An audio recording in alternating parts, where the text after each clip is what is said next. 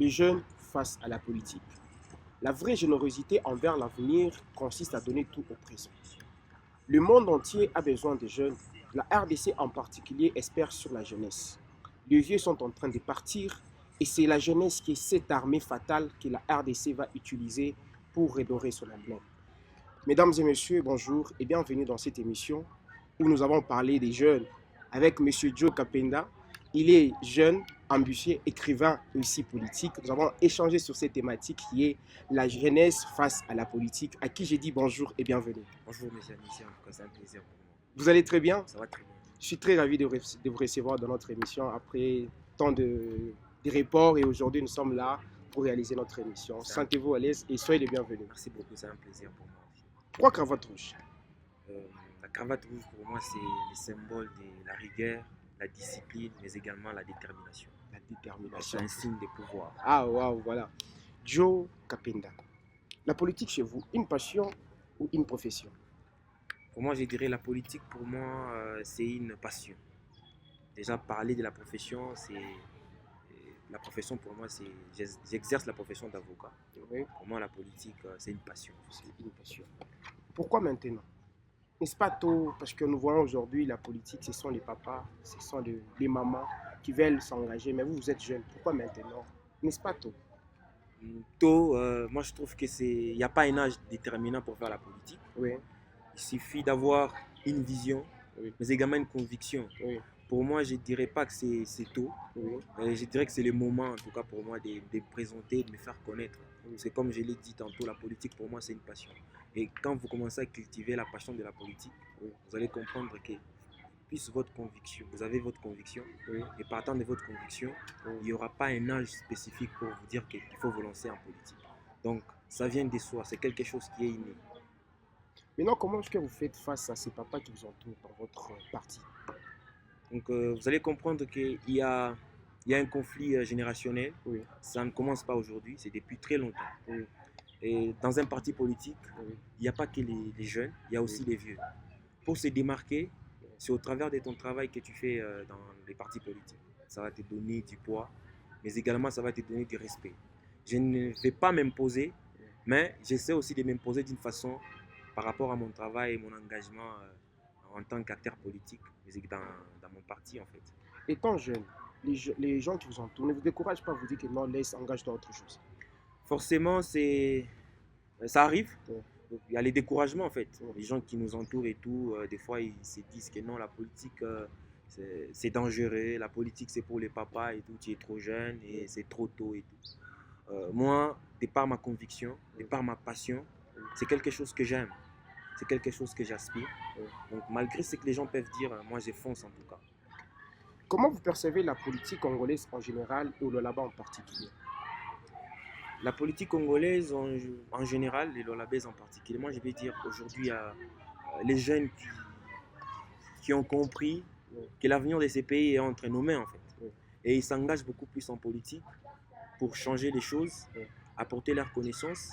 Et l'engagement des jeunes en politique, moi je dirais que c'est un atout majeur pour la RDC d'abord. Oui. Quand on voit les jeunes qui commencent à être réveillés et puis qui veulent s'engager dans la politique, oui. C'est vraiment un atout, un avenir. Pourquoi INC ou or, il y a d'autres partis politiques, par exemple FIDEC?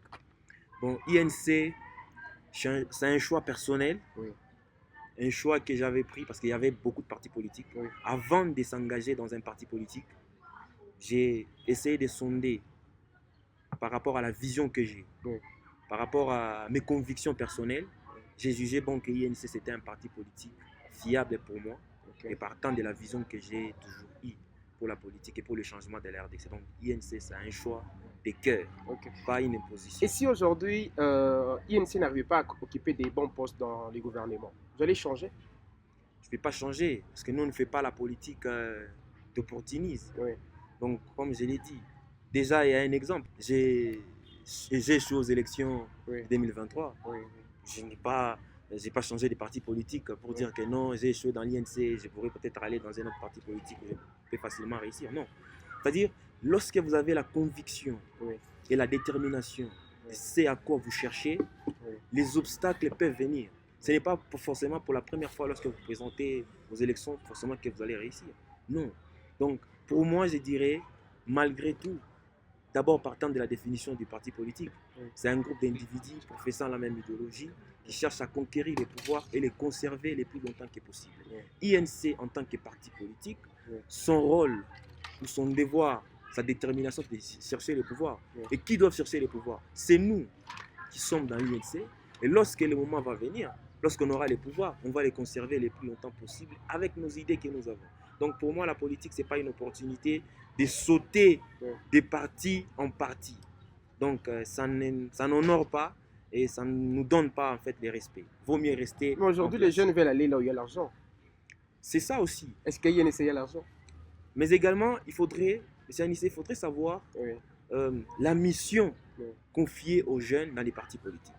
Mais également, il faudrait savoir quel est le rôle des jeunes dans les partis politiques. Moi, de toutes les façons, il y a 4 aspects, il y a 4 clés pour lesquelles les jeunes adhèrent dans des partis politiques. Premièrement, il y a la recherche de l'emploi. Il y a les autres qui adhèrent par l'opportunisme. Donc, si les jeunes venaient là chez vous, ils auront de l'emploi. Mais également, oui, bien évidemment. Bon? Oui, bien évidemment. Oui. Ce n'est pas encore, parce qu'il faudrait savoir pourquoi les jeunes adhèrent dans les partis politiques. Oui. Donc, les 4 aspects, il y a la recherche de l'emploi, l'opportunisme, l'envie de faire la politique. Ici, il y a l'aspect vocation ou profession ou ambition et autres. Mais également l'envie de faire changer les choses ou de faire entendre leur voix. C'est-à-dire, quand vous venez dans un parti politique, il faudrait savoir quel sera votre rôle dans ces partis politiques. Êtes-vous sûr que toute cette jeunesse qui est là chez vous à l'INCG arrive, est-ce que ces gens-là sont venus avec un rôle crucial pour contribuer au développement peut-être de votre parti et de la RDC? Bien évidemment. Donc, INC, mon parti politique, c'est une école. Et dans une école, il y a la formation. Chez nous, dans l'INC, on forme les futurs cadres de demain. Et quand vous venez, donc, il y a des formations que nous organisons. Et déjà, d'entrée des jeux, lorsqu'un jeune veut adhérer dans un parti politique, il y a ce qu'on appelle les missions confiées aux jeunes en fait. Ici, il y a des aspects. Lorsque vous venez dans un parti politique, vous avez votre ambition et votre vision de faire les choses. Ici, je distingue des aspects. Il y a les jeunes cadres, mais également il y a les jeunes militants. Quelle différence existe-t-il entre les deux? Voilà. Donc ici, je peux dire que les jeunes cadres, les distinguo, je peux dire que les jeunes qui sont peut-être tout proches des dirigeants, et les jeunes militants, ils sont là juste pour accompagner peut-être la vision des partis politiques. Mais en tant que tel, en tant que jeune, moi j'ai toujours dit aux jeunes, quelle est votre mission lorsque vous venez dans un parti politique? Vous fixez des objectifs. Vous avez des choix. Soit devenir un jeune cadre, ou soit un jeune militant. C'est à vous de vous spécifier dans quel ordre que vous allez entrer. Donc c'est un choix libre en fait. Ici, vous avez souligné un point des formations, que vous faites des formations avant que les jeunes puissent adhérer à votre parti. Quel type de formations que vous effectuez là chez vous? Voilà. Merci beaucoup, M. Anissé. D'abord, la première formation, lorsque vous entrez dans un parti politique, il faudrait d'abord connaître c'est quoi ces partis politiques. Ces partis politiques prônent quoi? On enseigne d'abord les statuts du parti, mais également les règlements d'ordre intérieur, la formation d'être un leader pour être aussi un futur dirigeant. Donc, il y a ces aspects-là. Lorsque vous venez, on vous octroie les statuts de l'INC. Qu'est-ce que l'INC prône? Vous ne pouvez pas quand même adhérer dans un parti politique sans pour autant connaître la thématique de ces partis politiques, mais également la mission de ces partis politiques. Déjà, à la base, nous, dans l'INC, lorsque vous venez vous adhérer pour la première fois, on commence par vous enseigner l'idéologie. Quelle est notre idéologie, quel est notre objectif et quelles sont nos ambitions. Donc ça, c'est le premier aspect pour commencer à éveiller les jeunes. Parce qu'il y a une mission, il y a les jeunes aussi, il y a l'aspect là de se dire que lorsque vous venez d'adhérer dans un parti politique, c'est trouver l'argent et partir. Étant donné qu'aujourd'hui, la politique, on s'est dit, dans la politique, il y a l'argent facile, c'est pourquoi les jeunes veulent s'intéresser à la politique. Vous ne trouvez pas? Mais c'est pourquoi c'est sur base de cet aspect-là qu'il faut éradiquer. Je veux qu'on puisse distinguer, qu'on puisse faire la différence entre la politique entre intégration dans la cité, mais également la politique en tant que conservation ou la conquête du pouvoir. Donc cette différence va se fonder dans la mesure où vous venez dans un parti politique. Pourquoi? C'est la seule question qu'on pose d'abord, la première question qu'on pose au parti politique. Vous venez pourquoi? Non, moi je viens apporter mon expertise et mon expérience. Moi, parce que j'ai des ambitions, je vais postuler. Donc, c'est dans ce sens-là. Mais si aujourd'hui la jeunesse prétend dire que non, si on adhère dans un parti politique ou en politique, c'est de gagner l'argent facile. Non, moi je trouve qu'il faut vraiment éradiquer cet aspect des choses. Et vous avez souligné aussi ici que il y a les jeunes quand ils entrent, peut-être c'est pour postuler. Vous avez postulé en 2023. Il y a 2028 qui vient ici, vous allez postuler. Et un autre jeune qui veut postuler. Vous allez les soutenir ou bien vous allez dire que non, parce que moi je suis ancien, laisse-moi aller de l'avant et toi, je vais peut-être, on va travailler dans le même cabinet. Non, c'est-à-dire, dans chaque parti politique, Oui, vous êtes libre en fait. oui, Vous êtes libre de pouvoir montrer vos ambitions. oui. On ne peut pas vous empêcher pour dire que non, il y a déjà un tel leader, il y a une telle personne déjà, et vous pouvez les soutenir. Non, ça sera d'un commun accord. Oui. Entre moi et la personne qui devait aussi postuler, je dis non, mon frère, bon, si nous voulons peut-être réaliser un score très lourd, excellent, oui, est-ce qu'il n'y a pas moyen que nous puissions mettre nos forces ensemble pour se soutenir et après, lorsque une personne va passer, on pourra travailler ensemble. Donc, c'est-à-dire, c'est un accord que vous pouvez faire au préalable. Et si cet accord n'aboutit pas, donc tu peux te présenter de ton propre gré et cela n'empêchera pas à l'autre de postuler. Donc chacun est libre de pouvoir postuler. Nous rappelons à nos téléspectateurs que nous sommes en train de parler de la thématique qui est les jeunes face à la politique. Alors, la crème intellectuelle craint de plus en plus les partis politiques ou les regroupements politiques parce que selon eux, vous servez les gens au lieu du pays. Est-ce vrai? Bon, cette peur-là, moi je dirais, c'est juste une illusion en fait. Oui. Une illusion dans le sens où moi je suis dans un parti politique. Oui. Et vous savez, la question que vous venez de poser là, c'est dire que non, on est en train de travailler pour un groupe d'individus et tout. Et forcément, il faudrait savoir que dans tout parti politique, il y a 4 catégories. La première catégorie, où on mise beaucoup plus, c'est sur la compétence. Donc forcément, là, donc les jeunes, comment les jeunes facilement se retrouvent en politique? Il y a la compétence, il y a les relations familiales, il y a la loyauté envers un mentor, mais également les efforts personnels. Forcément, il y a un parti politique est créé par un leader. Et chaque leader a sa famille biologique. Mais également, il y a sa famille que nous sommes, nous, lorsque nous venons adhérer dans un parti politique. Mais chaque leader voit aussi dans chaque personne qui est dans son parti politique ces 4 aspects.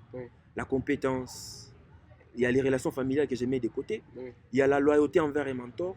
La loyauté, c'est quelque chose qui est vraiment d'or en politique.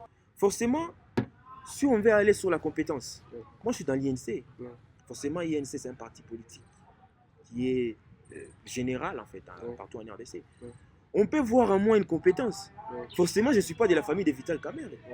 Il peut voir en moi une compétence, il peut se dire que non, ces jeunes-là sont compétents, nous pouvons facilement les donner un ministère, nous pouvons facilement les donner tel ou tel autre poste. Et si on voit les compétences en vous plutôt, et il y a quelqu'un de sa famille qui veut propulser, et que vous avez les compétences, vous allez dire que c'est de l'injustice ou vous allez condamner le monsieur? Moi, je ne vais pas les condamner, moi je vais seulement dire que ce n'est pas mon temps. En politique, il y a ce qu'on appelle les temps. Vous n'aurez pas une dent contre votre leader qui fait ça? Vous n'aurez pas une dent contre lui? Non, forcément, je n'aurai pas une dent. Je peux dire que ce n'est pas mon temps, je vais attendre. Et celui qui attend aura forcément une grande partie du gâteau. Vous êtes sûr? Oui. Donc il faut être patient aussi en politique. Moi, j'ai connu des gens où on les avait proposé des postes fiables et après on a dû changer parce qu'il y a eu telle personne qui est venue. Et à la prochaine occasion, il a eu plus ce qu'il voulait avoir. Donc en politique aussi, il faut être patient. Il faut être patient, mais également être tolérant. C'est tout simplement. Et si à force de patienter et que dans votre parti politique, on n'arrivait pas à vous donner un poste favorable, vous allez quitter ou pas? À part parce qu'il y a les relations qui entrent, il y a la famille qui entre, les amis peut-être de votre leader qui sont là. Vous allez patienter, vous allez chercher à quitter ou former votre parti ailleurs? Non. M. Anissé, vous savez, quand nous faisons la politique, il n'y a pas que nos leaders qui nous observent. Oui. Il y a plusieurs personnes, plusieurs leaders des partis politiques qui nous observent. Oui. Forcément, je suis de l'INC, mais je peux dire il y a un leader de notre parti politique qui m'observe. Oui. Il voit ce que j'ai fait. Oui. Il dit c'est vraiment inspirant, c'est vraiment un atout ou une personne que j'ai toujours voulu avoir dans mon parti politique. Pour la recherche des pouvoirs, il y a aussi les intérêts. En politique, il y a aussi les intérêts qui prônent en tout cas. Autre que la compétence. Les il y a intérêts aussi que vous les venez de intérêts. soulever là, Oui. c'est lié à la société ou à vos propres intérêts? Ou ce sont des intérêts personnels? Non, pas les intérêts personnels en Oui. quelque sorte. Les intérêts personnels en s'engageant en politique. Oui. Mais quand on entre en politique, on veut, donc la politique en soi, c'est servir la population. Oui. Mais ici, si nous pouvons voir des intérêts, c'est les intérêts personnels Oui. où je vais aller dans un parti politique où je peux facilement m'épanouir, Oui. où on peut facilement connaître mes compétences, où on peut facilement connaître mes atouts. Oui. Vous voyez, c'est pourquoi je vous ai dit, il y a forcément des leaders qui nous observent. Je suis dans l'INC, mais également, je peux avoir d'autres leaders des partis politiques qui nous observent et ils veulent facilement m'approcher parce qu'ils voient en moi une compétence. Et forcément, face à cette occasion, M. Anissé, et si vous vous dites que non, c'est une occasion à nous qui vient, je peux facilement accepter. Et si nous nous mettons d'accord avec ces leaders, Vous soulevez trop le point des compétences. Donc je vous sens compétent dans votre parti. Êtes-vous sûr que vos compétences contribuent à votre parti? mais également, mes compétences contribuent au parti. Chose qu'on m'a récompensé également. Je suis le président de la jeunesse INC Félicitations. Ville Oui, de oui. Colosie. Ok, toutes mes félicitations. Merci beaucoup. Donc c'est sur base de mes compétences, Oui. c'est sur base de ma détermination Oui. que j'ai pu avoir ces postes-là. Et c'est un choix. Il n'y a sur pas base de d'autres mes jeunes compétences. qui veulent occuper votre poste. Bon, forcément, quand on entre dans un parti politique, chacun vient avec ses ambitions. Oui. Mais fort malheureusement, je peux dire qu'il y a d'autres jeunes aussi qui ont des mêmes ambitions que moi. Ils veulent aussi aspirer à être à ces postes-là. Mais comme on m'a choisi, et c'est pour un mandat, Oui. et lorsque mon mandat va finir, forcément, il y aura quelqu'un d'autre qui peut facilement venir, et nous, on pourra encore monter. Et comment vous gérez ces jeunes-là qui sont dans votre parti? Euh, Ces jeunes qui vous entourent dans votre parti et même les participants, vous les gérez comment? la façon de les gérer, c'est d'abord de les approcher. Quand vous les approchez, il y a des valeurs que nous pouvons prôner en premier. Oui. Lorsque vous êtes dans un parti politique, il faudrait être honnête, être intègre, mais également avoir la loyauté. Forcément, moi, en tant que président, Oui. je gère d'une autre façon. Je les gère comme un gouvernement. J'ai déjà mis en place un gouvernement. Donc vous avez créé un gouvernement à l'INC. Oui, j'ai créé un gouvernement à l'INC en tant que président de la jeunesse. Ok. Donc, il y a tel ministre qui est chargé de ça, il y a tel Vous avez ministre même qui est des chargé de ministres? ça. Oui. Ok. Donc, c'est une façon Oui. de donner les goûts Oui. aux jeunes de diriger. En tout cas, ce sont des très bonnes stratégies. Ouais, ça, ce sont des très bonnes stratégies que moi-même j'ai mis en place. Donc, Oui. j'ai formé un gouvernement. Il y a un ministre de tel. Et à chaque fois, on se réunit pour parler des enjeux. Mais également, il y a ce qu'on appelle samedi débat. C'est une initiative que nous, les partis NC, a déjà prôné. Et bientôt, là, nous allons mettre en place un parlementaire. L'engagement massif des jeunes en politique, est-ce que révolte ou recherche des gains faciles? Tout d'abord, M. Anissé, il faudrait savoir que l'engagement des jeunes en politique n'est autre qu'une participation à la vie politique dans la société. Et les jeunes aujourd'hui, il faudrait savoir pourquoi les jeunes s'engagent en politique. Oui. Je vous ai parlé de ces 4 aspects. Oui. Les 4 aspects majeurs. Pourquoi les jeunes s'engagent en politique? 1. La recherche de l'emploi. Oui. L'opportunisme. Oui. L'envie de faire la politique. Oui. Ici, il y a les 2 aspects que j'ai évoqués. Oui. La passion, la vocation. Oui. Mais également l'envie de faire changer les choses, de faire entendre leur voix. Donc c'est sur base de ces 4 aspects que nous pouvons facilement repérer un jeune lorsqu'il vient adhérer dans un parti politique. Mais si vous venez adhérer dans un parti politique pour la recherche des gains faciles, d'autant plus que c'est là que nous voyons aujourd'hui que les pays n'arrivent pas à décoller. Parce qu'il n'y a pas de gens compétents, il n'y a pas le patriotisme. Lorsque vous êtes un dirigeant, vous dirigez, vous devez être animé par un esprit patriotique. Vous avez l'amour de votre patrie. Et lorsque vous gérez quelque chose, lorsque vous êtes animé du patriotisme, vous allez beaucoup plus prôner sur l'aspect de l'intérêt général. Donc, il faudrait savoir quelle est votre mission lorsque vous venez dans un parti politique. Aujourd'hui, si on mise beaucoup plus sur les compétences, mais également sur le patriotisme, vous allez voir que nous aurons des dirigeants qui ont les soucis de faire avancer les choses. Quelle est votre perception des différents partis politiques? Là où il y a les jeunes au Lualaba. Quelle est votre perception? Est-ce que vous sentez que cette jeunesse va contribuer au développement de votre province? Oui, bien sûr. Mais également, j'ai dit, il faudrait savoir d'abord au préalable, ces partis politiques prônent sur quoi? Il y a d'autres partis politiques qui ne prônent pas sur les bonnes valeurs. Et lorsqu'ils réunissent les jeunes, c'est pour les inciter à la haine d'insulter les autorités. Ok, le rôle primordial de chaque parti politique, c'est de former les jeunes qui doivent devenir plutôt des futurs cadres de demain.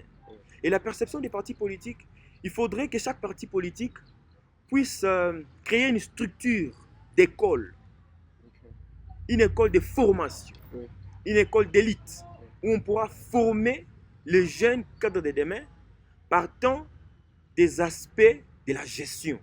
Comment est-ce qu'on peut gérer un pays? Comment est-ce qu'on peut gérer un pays? Quel sera le rôle des jeunes dans les partis politiques et tout ça? Donc, vraiment, il n'y a pas cette école-là. Donc, les jeunes se réunissent occasionnellement, chose que nous ne faisons pas. Donc, les jeunes se réunissent occasionnellement lorsqu'il y a une autorité qui vient, lorsqu'il y a une autorité qui a une manifestation à faire. C'est lorsqu'on appelle ces jeunes qui tiennent des drapeaux ou qui incitent à la haine. Donc, c'est un peu ça. Moi, je dirais que les partis politiques doivent voir cet aspect de pouvoir encadrer la jeunesse qui est l'avenir des demain. Alors, quelle est votre lecture sur la situation politico-sécuritaire actuelle en RDC? Donc, par rapport à cette question, moi, je dirais cette guerre a beaucoup traîné depuis 30 ans. La RDC est en train de souffrir. Vous savez, on dit souvent que lorsque un membre de votre corps souffre, c'est tout le corps entier qui souffre. Aujourd'hui, vous allez comprendre qu'avec la situation actuelle de la RDC, il est trop difficile de mettre en place une vision d'émergence. Pourquoi? Parce qu'il y a une partie qui est en train de souffrir, la partie de l'Est. Comment est-ce qu'un président de la République, comment est-ce qu'un gouvernement peut mettre en place une vision aussi longtemps qu'il y a une partie qui souffre? Chose impossible. Moi, je trouve que l'agression aujourd'hui de la RDC, c'est par rapport à nos richesses. Nos propres richesses nous ont apporté une malédiction. Mais comment est-ce que votre richesse peut vous apporter la malédiction? Mais il faut défendre votre richesse et défendre votre terre. On essaie tant soit peu d'apporter des solutions et des changements. Et l'agresseur est en train de piller nos ressources. Il est en train de nous agresser, chose qui nous déstabilise. La RDC aujourd'hui est un pays stratégique au centre de l'Afrique. Si aujourd'hui la RDC arrivait à décoller, c'est toute l'Afrique qui décolle. Chose que nos agresseurs ne veulent pas que nous puissions faire. C'est pourquoi on nous agresse par rapport à nos richesses, on pille nos richesses et la communauté internationale est en train de voir cela. Qu'est-ce que nous pouvons faire ici? Récemment, il y avait le ministre qui avait demandé aux jeunes de s'engager massivement dans l'armée. Est-ce que vous, de l'INC, vous allez amener vos jeunes à l'Est afin de défendre votre terre congolaise? Vous savez, nous sommes dans une situation d'urgence. Et si le gouvernement est arrivé à prendre cette décision d'inciter aux jeunes de s'enrôler dans l'armée, moi je trouve que c'est une décision à la hâte vu l'urgence. Mais les gouvernements devraient avoir déjà une vision bien avant. Est-ce que ces jeunes-là qui sont en train de s'élever par-ci par-là, vous êtes-ce qu'ils seront d'accord d'aller là-bas? Bien sûr, vous savez, ils se disent qu'il n'y a pas un bon rendement, il n'y a pas une bonne récompense, la rémunération elle est faible. C'est ça. Je peux vous dire, je peux vous contredire dans le sens où, si le gouvernement aujourd'hui est en train d'inciter les jeunes à aller dans l'armée, vous savez, dans l'armée, ce n'est pas forcément comme moi, je suis là directement, je pars à l'aise, je commence à manier l'arme. Il y a une formation. Il y a une formation de 6 mois, on doit vous apprendre comment camper, comment faire des positionnements et tout. Mais quand vous incitez aux jeunes d'aller faire l'armée directement sans pour autant connaître les notions liées à l'armée. Donc vous êtes contre cette initiative-là? Je ne suis pas contre, mais le gouvernement devait déjà au préalable prévoir bien avant. Parce qu'il savait déjà que nous sommes agressés. On devait déjà mettre en place une vision de pouvoir former des bons soldats pour défendre notre intégrité. Mais si on les fait à la hâte, c'est pour encore aller perdre nos soldats à la guerre. Quelles sont vos ambitions pour l'année 2025, l'année 2028 aux élections et pour cette année 2024? Forcément, il y a beaucoup plus d'enjeux qui entrent. 2025, j'y arrive. 2025, il y a beaucoup plus d'enjeux qui entrent. Oui. Je ne peux pas quand même directement les dire que non, je serai candidat, non. Oui. Pourquoi? On est en train de voir l'allure est en train d'aller. Peut-être qu'il y aura des jeunes compétents plus que vous. Non, pas forcément. Donc, je ne peux pas quand même me prononcer aussitôt.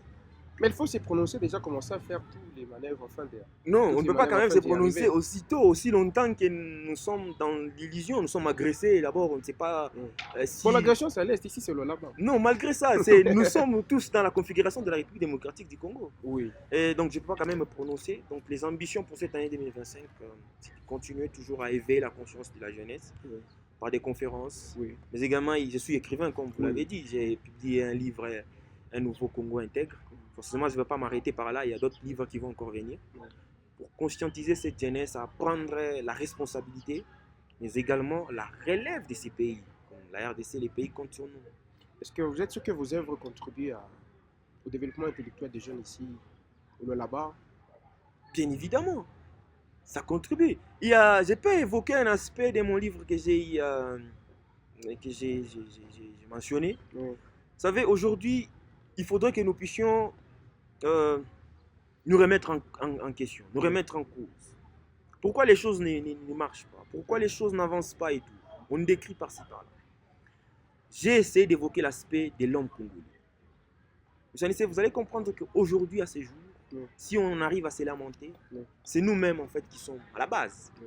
Je l'ai évoqué dans mon livre, l'homme congolais reste et demeure le véritable moteur du redémarrage de la nation. La seule préoccupation jusqu'à ce jour demeure son mental. Au point de se dire que l'homme congolais veut les changements et le développement et lui-même ne veut pas changer. C'est-à-dire, au travers mon ouvrage, ça a contribué de cette façon de pouvoir éveiller la conscience de la jeunesse et les conscientiser face à leurs responsabilités, mais également face à leur engagement pour bâtir un pays plus beau. Alors, pour chuter avec notre émission, un mot aux jeunes du là-bas. Un mot pour les jeunes du là-bas, je peux dire que les jeunes, en tant que jeunes, nous avons les atouts et les compétences de faire avancer les choses, ou de faire émerger notre pays. C'est-à-dire, chacun d'entre nous doit connaître sa partition. Qu'est-ce qu'il doit apporter pour le développement de notre pays?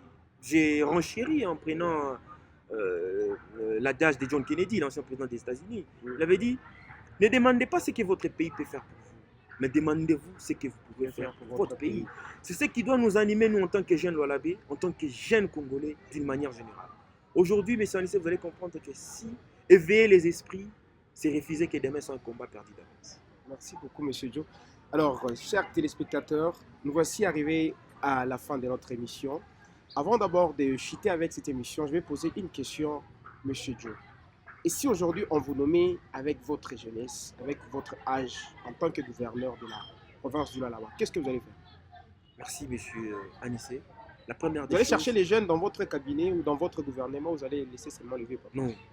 Moi, j'ai toujours dit qu'il faut miser sur les compétences. Oui. Aujourd'hui, si les pays n'arrivent pas à décoller, c'est parce qu'on cherche les gens avec qui nous étions proches, ne sont pas compétents. Et lorsque nous les mettons dans des cabinets, et les choses n'avancent pas. D'abord, par rapport à cette question, je vais mettre en place une vision. Mettre en place une vision à moyen, à court, mais également à long terme. C'est-à-dire, si nous mettons en place une vision, on s'est dit dans 6 mois, nous allons réaliser tel projet. Dans 6 mois, nous allons réaliser tel projet. Dans une année, nous pouvons faire tel projet. Donc, tout part d'une vision. Je vais mettre en place une vision. La gestion de la chose publique commence par une vision. Donc, qu'est-ce que vous pouvez mettre en place dans un délai bien escompté pour pouvoir aboutir à un résultat que vous voulez? Donc, même si on est nommé gouverneur, je vais mettre en place d'abord une vision. Merci beaucoup, monsieur Joe. C'était un grand plaisir et un honneur de vous recevoir dans notre émission. En tout cas, c'est à moi de vous remercier, monsieur Anissé. En tout cas, c'est un plaisir. En tout cas. Merci beaucoup, chers téléspectateurs. Nous chutons par cette conclusion avec monsieur Joe qui veut développer sa province et qui veut voir les jeunes aller plus qu'avant, aller de l'avant avec ce qu'ils font. Au revoir et à la prochaine.